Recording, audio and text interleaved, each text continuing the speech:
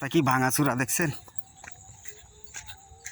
তো এটা এরকম ভাঙাচুরা থাকবো না, কোনো না কোনো সময় পাকা হইব। এখন এই রাস্তাটা আপনার এই তরকারি, কলমি শাক এবং লাল শাক, লাউ শাক এগুলি নেয়।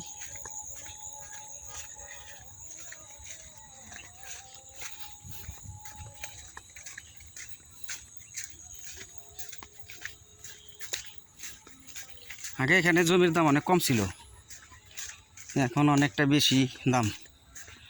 যেটি যে রাস্তার সাইডে যেগুলা এগুলা প্রায় 6.5 লাখ করে।